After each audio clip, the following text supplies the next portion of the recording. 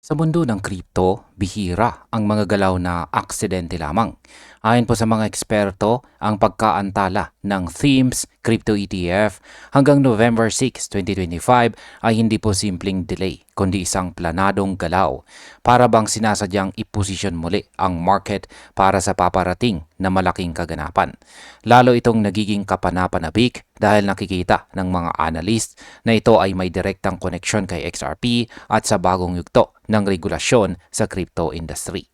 Kapag napatunayang ito ay strategic move, maaari pong magsimula ang malawakang paggalaw ng institutional money papasok kay XRP bago pa man ang opisyal na petsa ng November. Kaya yan po ang siyang ating pag-uusapan sa video na ito, pero bago po tayo magpatuloy ay pakibasa na lamang po muna ang disclaimer dito po sa ibaba ng ating screen. Ayan, at ang ating unang tanong ay timing ba o simpleng pag-aalangan?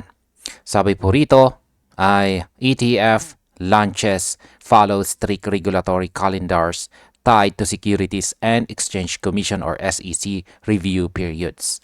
While some observers interpreted the theme's ETF pushback as indecision, others see it as a deliberate timing. The SEC's evolving framework for altcoin-based ETF has already forced multiple issuers to extend their review cycles. Paliwanag po natin yan. Ang paglabas daw po ng mga ETF ay kailangang sumunod sa mahigpit na calendar ng SEC. Para po sa ilan, ang pagkaantala ay tanda ng pag-aalangan. Pero ayon po sa mga mas maingat na analyst, ito ay tactical na hakbang.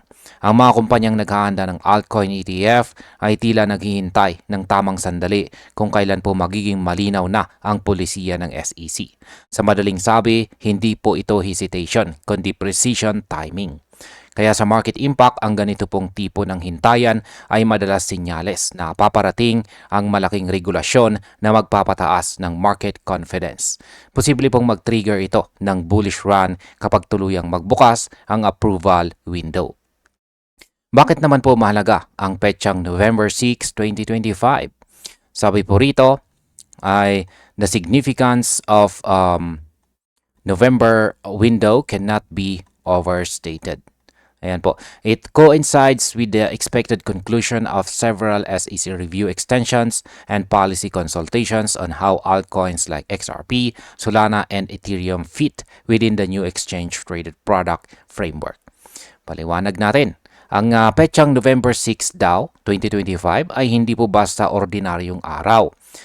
Ito kasi ang inaasahang pagtatapos ng ilang review extension ng SEC tungkol po sa bagong regulasyon para sa altcoins tulad ni na XRP, Solana at saka Ethereum. Kapag lumabas ng desisyong ito, ay maaari pong magbago ang kabuang direksyon ng crypto market.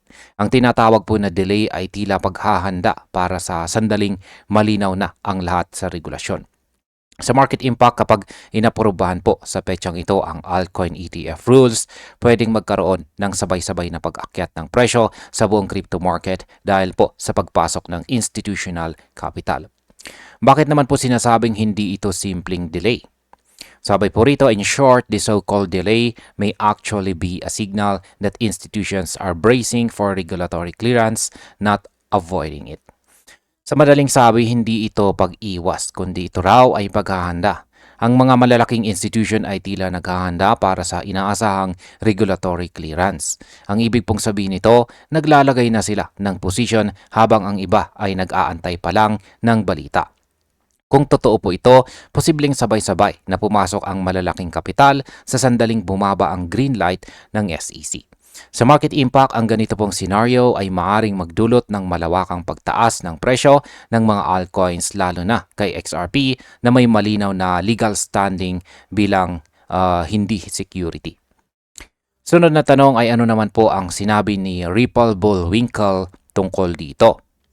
Yan, sabi rito, in a video shared on X, researcher Ripple Bullwinkle challenged the notion that the ETF timeline shift was random. He argued that the move was purposefully and deeply tied to the upcoming regulatory environment.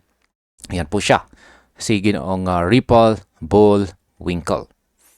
Ayan, ayon po kay Ripple Bullwinkle dito na isang researcher na matagal nang sumusubaybay kay XRP, hindi raw random ang pagkaantala ng ETF.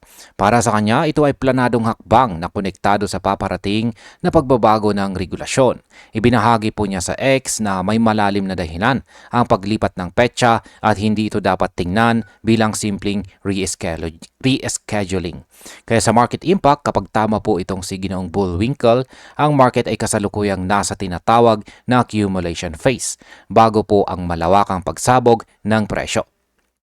Ngayon ay paano po niya pinatunayan na ito ay isang strategic move?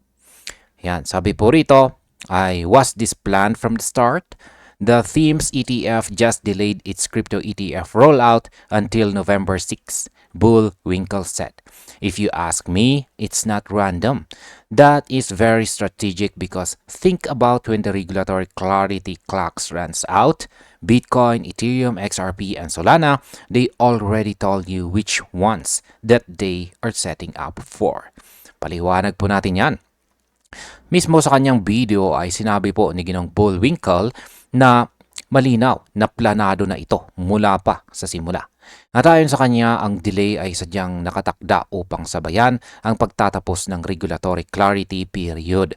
Pinangalanan pa niya sina Bitcoin, Ethereum, XRP at Solana bilang mga token na tila naghahanda para sa malaking araw na iyon. Ibig sabihin, may koordinasyon sa pagitan po ng mga issuer, regulator at saka liquidity providers. Sa market impact, kung sabay-sabay po itong kumilos, maaaring magkaroon ng coordinated pump sa mga pangunahing altcoins at si XRP ang posibleng mamuno sa galaw. Ngayon ay bakit po ba mahalaga ang November sa mga altcoins? Ayan, sabi po rito ay the date November 6, 2025 now looms large in the crypto industry. It aligns with the anticipated release of SEC updates on altcoin classifications and the conclusion of pending ETF reviews.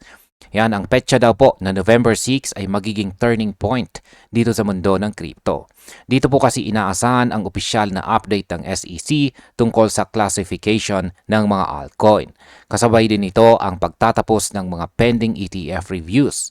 Kapag nagkataon sa XRP na dati nang kinilalang hindi security ng korte, ay maaari pong agad tanggapin ng mga institution bilang ligtas na investment asset. Sa market impact, kapag natuloy ito, inaasahang lalakas po ang demand ng XRP dahil pwede na po siyang maisama sa mga regulated portfolios ng mga investment firms. Ngayon, paano nga ba makikinabang si XRP kapag naaprubahan ang ETF? Ayan. Sabi naman po rito ay market analysts suggest that XRP's inclusion in an approved ETF could dramatically enhance liquidity and adoption. The timing would also coincide with broader infrastructure improvements across custody solutions and crypto trading indexes, potentially paving the way for mainstream portfolio exposure. Yan, paliwanag natin yan. Ayon po sa mga analysts, kapag naisama sa XRP sa approved ETF, tataas ang kanyang liquidity at magiging mas madali para sa mga investors na makabili. Kasabay nito, may mga bagong sistema na rin para sa crypto custody at saka tracking indexes. Ito ang magbubukas ng pinto para sa mga traditional na investors na isama sa XRP sa kanilang portfolios. Sa market impact, kapag nangyari po ito, pwedeng tumaas ng malaki ang presyo ng XRP dahil sa biglang pagdami ng institutional demand at saka retail hype. Bilang panghuling katanungan ay bakit naman po ba sinasabing coordinated setup ito? At ang sabi po rito tungkol dyan ay Ripple Bullwinkle's analysis reframes the narrative. What many call a delay may actually be a setup. The coordinated timing hints that major market participants are aligning their strategies to a predetermined moment when regulatory uncertainty clears. Ayan po, binago po ni Ginong Bullwinkle ang pananaw ng marami. Para po sa kanya, hindi ito simpleng delay, kundi coordinated setup. May indikasyon na sabay-sabay na nag-a-align ang mga malalaking player para sa isang napakahalagang sandali, ang araw na mawala na ang regulatory uncertainty. Kapag umabot po sa puntong iyon, posibleng sabay-sabay ding tumaas ang mga pangunahing crypto assets. Kaya ang market impact po nito ay ang ganitong klaseng coordination ay madalas mauwi sa malalakas na bull runs, lalo na kung sinabayan ng media hype at saka institutional buying. At bilang panghuli, ang aking opinion naman tungkol dito ay kung pagtitignan natin ang lahat ng ebidensya, malinaw na hindi po aksidente ang paglipat ng petsa ng ETF. Ito po ay isang maingat na plano upang sabayan ang paparating na regulasyon sa United States. Si XRP ay tila nasa sentro ng lahat ng ito. At kung tama ang mga prediction, maaaring magsimula ang bagong yugto ng crypto bull market sa buwan ng November. Ngunit gaya po ng dati, bilang mga traders at investors, dapat po tayong maging alerto sa bawat galaw at hindi po tayo dapat basta padadala sa hype. Ang tunay na tagumpay ay nasa tamang timing at maayos po na plano. At hanggang dito na lamang po tayo sa video na ito mga ka-crypto. Maraming salamat sa panonood.